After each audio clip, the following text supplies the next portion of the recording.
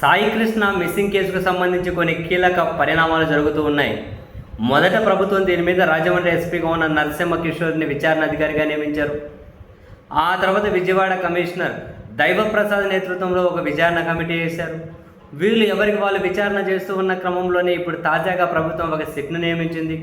ఆ సిట్కి ఐజీ రవిప్రకాష్ని హెడ్గా పెట్టి అల్లూరి జిల్లా ఎస్పీగా ఉన్న అమిత్ని, పశ్చిమ గోదావరి జిల్లా ఎస్పీగా ఉన్న అబ్నం నయీబ్ని అండ్ బాపట్ల అదనపు ఎస్పీగా ఉన్నటువంటి సుధాకర్ని ఇందులో సభ్యులుగా చేర్చారు.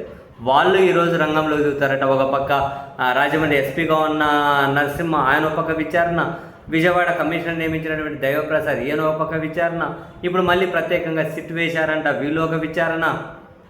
అండ్ ఇదే సమయంలో ఇన్ని రోజులు వేర్ ఈజ్ నాగరాజు అని చెప్పి అంటూ ఉంటే ఇంట్రెస్టింగ్గా ఒక సంచలన బ్రేకింగ్ ఏంటి అంటే చివరిగా ఆ ఇంటి దగ్గర కూడా వెళ్ళి మీడియా మైకులు పట్టుకొని రిపోర్ట్ చేస్తూ ఉంది. కోర్టుకు సంబంధించినటువంటి సిబ్బంది ఎవరైతే ఉంటారో ఆ సిబ్బంది, ఒక కోర్టు కానిస్టేబుల్ ఉన్నటువంటి ఆ ఇంట్లో సిఐ నాగరాజు 3 రోజుల నుంచి ఉన్నారు అని. అంటే ఒక కోర్టు సిబ్బంది ఇంట్లో నాగరాజు ఎందుకున్నారు, సో ఆయనకు ఎలాంటి మద్దతు దక్కుతూ ఉంది అని చెప్పి ఒక చర్చ మళ్ళీ స్టార్ట్ అయింది. ఈరోజు పోలీసులు అరెస్ట్ చేస్తారేమో అని. ఇదంతా ఉంటే సిఐ నాగరాజుకు ఫ్యాన్స్ అంట.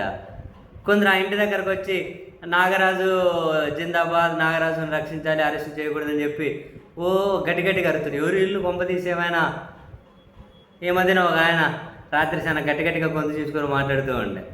మరి ఆయన అభిమానులు ఫ్యాన్సా లేకపోతే ఎవరు వీళ్ళంతా వచ్చి ఒక మనిషిని దుర్మార్గంగా హత్య చేశారు, తగలబెట్టేశారు, అత్యంత పాశవికంగా అని చెబితే హంతకులకు కూడా మద్దతుగానా జనం?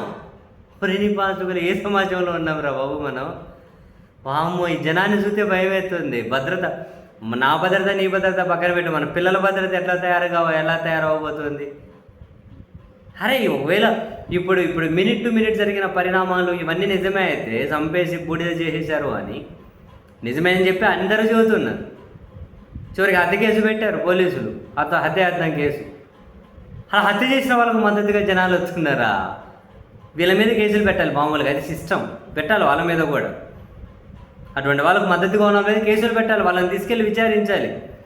హత్యను ప్రోత్సహిస్తున్నారని చెప్పి వాళ్ళు కూడా సహనిందితులుగా చేర్చాలి అటువంటి వాళ్ళను.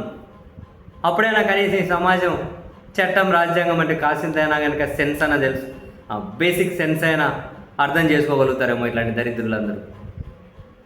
సో మొత్తానికి సాయంత్రానికి వరకు సిఐని అరెస్ట్ చేస్తారని చెప్పి అయితే అంటూ ఉన్నారు. మరి సిఐ ఒక్కడితో పరిమితం అయిపోతుందా? దీంట్లో టాస్క్ ఫోర్స్, ఏసీపీ విచారణకు వచ్చే టాస్క్ ఫోర్స్, ఇంకో సిఐ, చాలామంది పోలీసులు, చాలామంది ప్రమేయం ఉంది కదా. అసలు దీని ఇంత పెద్ద వెనక ఏ పెద్దలు ఉన్నారు? ఎవరి ప్రమేయం లేకుండానే ఇంత జరిగిందా? అసలు విచారణ అంతవరకు వస్తుందా? కన్వీనియంట్గా ఏడో వీళ్ళ సిఐ వరకే ముగింపు వేసేస్తారా అంటే చూడాలి.